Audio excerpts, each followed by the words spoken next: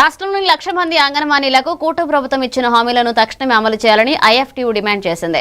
ఏలూరు వివి Nagar market yard వద్ద హమాలీ వర్కర్లు యూనియన్ ఆధ్వర్యంలో అంగన్వాడీల ఆందోళనకు మద్దతుగా ప్రదర్శన నిర్వహించారు. ఇక ఐఎఫ్టీయూ జిల్లా ప్రధాన కార్యదర్శి బద్దా వెంకటరావు మాట్లాడుతూ గతంలో జరిగిన 42 రోజుల సమ్మె సమయంలో ఇచ్చిన హామీలను ప్రభుత్వం అమలు చేయలేదని విమర్శించారు. ఈ నెల 23 నుంచి రాష్ట్ర వ్యాప్తంగా ఆందోళనలు కొనసాగుతున్నాయని, మార్చి 2న విజయవాడలో మహాధర్నా నిర్వహించనున్నట్లుగా తెలిపారు. కేంద్ర కార్మిక సంఘాల ఆధ్వర్యంలో అంగన్వాడీ కార్మిక సమస్యలు పరిష్కరించాలని కోరుతూ ఐఎఫ్టీయూ, ఏఐటీసీ, సిఐటి ఆధ్వర్యంలో గత 4 రోజుల నుండి రాష్ట్ర వ్యాప్త జిల్లా కలెక్టరేట్ కార్యాలయం దగ్గర ధర్నా కార్యక్రమాలు చేపడుతున్నారు.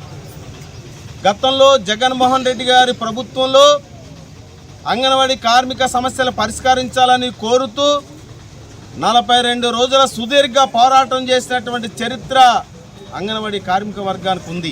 రాష్ట్రంలో అంగన్వాడీసు 1,00,000 మందిగా పైన ఉన్న అంగన్వాడీ కార్మికులకి జీతాలు పెంచాలని చెప్పి, ప్రభుత్వ ఉద్యోగులుగా గుర్తించాలని చెప్పి, యాప్ల ద్వారా ఏ అయితే ఇబ్బందులు పెడుతున్నారో యాప్లను నిషేధించాలని చెప్పి వివిధ సమస్యల మీద ఇవాళ కూటమి ఇచ్చిన హామీని నిలబెట్టుకోవాలని చెప్పి ఇవాళ మొన్న 23 దగ్గర నుంచి రేపు 2వ తారీఖు చెలో విజయవాడ దాకా కార్యక్రమం అన్నింటికి కూడా ఐఎఫ్టీగా బలపరుస్తున్నాం.